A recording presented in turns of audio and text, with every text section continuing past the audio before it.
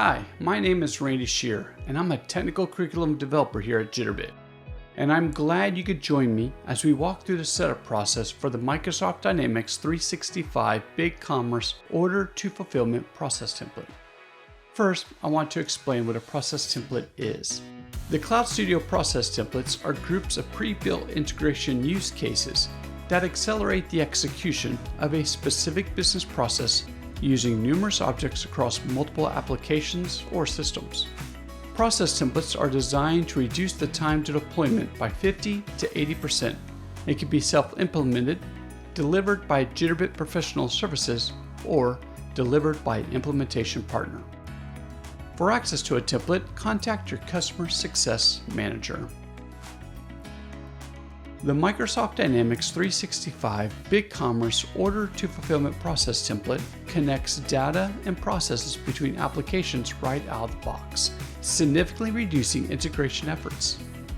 Synchronize item, product, customer, sales order, and fulfillment status between systems and automatically create a sales order when a new order is created in BigCommerce. Now, let's begin with installing the process template. To install the process template, I'll need to log into the Jitterbit Harmony portal and open Marketplace. Marketplace is a Jitterbit resource for searching and retrieving recipes and process templates to help you quickly create new projects. I will use the filters on the side to help me remove unwanted templates. Once I find the appropriate template, I will first click on Documents to download the documentation guide for this process template. This documentation guide should be referenced frequently while using this process template. After the documentation guide finishes downloading, I'll click on Start Project. I'll be directed to the Download Customization screen. These files will be used by your company's Microsoft Dynamics administrator, as directed in the supporting documentation guide. I will not show this process, but it will need to be completed before the template will work as intended. After the zip files are downloaded, click Next to be taken to the Create New Project screen. This process template has multiple projects with specific names that should not change, but I can add a prefix name to help manage the multiple iterations of this process template. I will then select my proper environment because Jitterbit is capable of having multiple environments. Once all these steps are complete, I'll click Create Projects.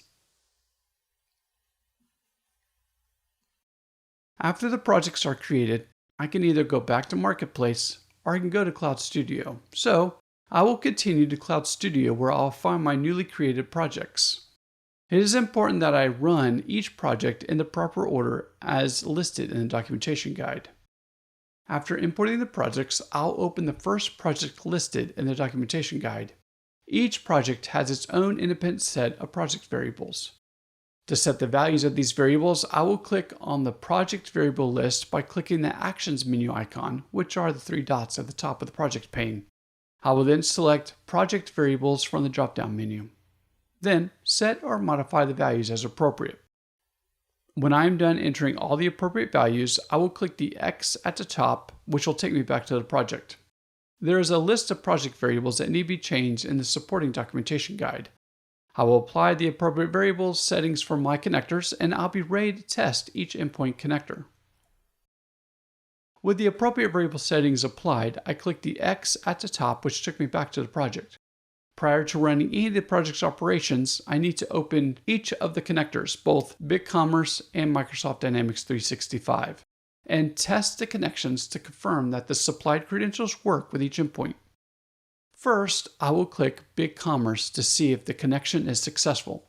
To do this, I will double-click on the BigCommerce connector and scroll down to the bottom where I see the button called Test. When that button is clicked, it will take all the variable settings I used in the last step to see if there is a successful connection to my specific BigCommerce connector. If it was successful, I'll see a green message saying Connection Success. If it was not successful, I'll get an error message. I see that my connector was set up correctly, and I will click the X at the top and do the same thing for the Microsoft Dynamics 365 connector.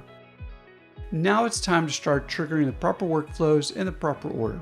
It is important that I install, configure, and test connectors of all the projects listed in the documentation guide. Once this step has been completed, I can deploy and run each project in the proper order as listed in the documentation guide. If you have any questions, please check out the information located at Success Central by going to success.jitterbit.com.